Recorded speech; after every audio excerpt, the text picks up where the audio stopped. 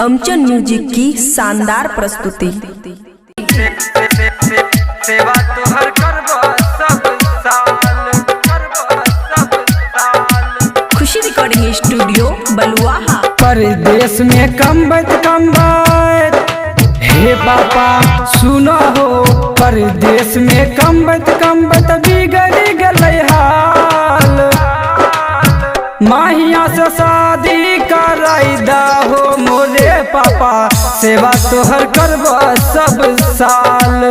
माहिया से शादिया कराई दा हो मोरे पापा, सेवा तोहर करबो सब साल।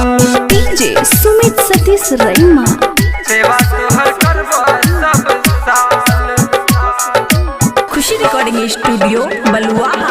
ओकरा बिना हम नहीं जीवे हो हमर पापा, सबके शादी भेलै पापा हमरो शादी कराब। ओकरा बिना हम नहीं जीवे हो हमर पापा, हमर नहीं होते ता हम खाए के मरबै दाबा।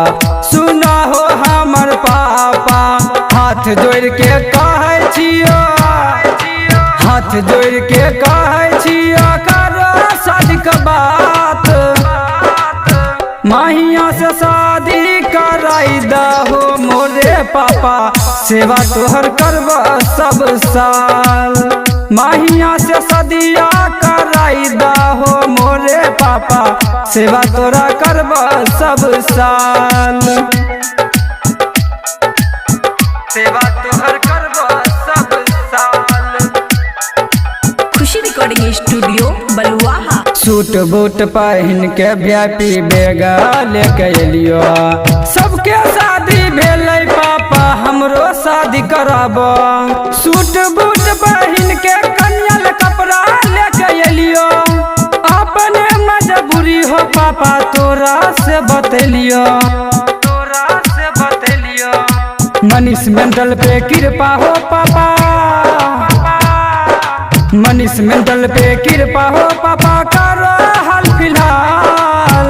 माहिया से शादी कराई दा हो मोरे पापा, सेवा तोहर करबो सब साल।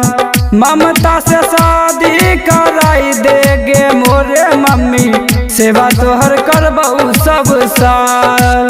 परदेश में कमबत बिगड़ गलै हाल।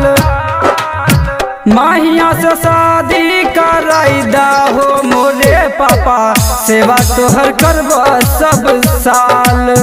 माहिया से शादिया कराई दा हो मोरे पापा, सेवा तोहर करबो सब साल। खुशी रिकॉर्डिंग स्टूडियो बलुआहा।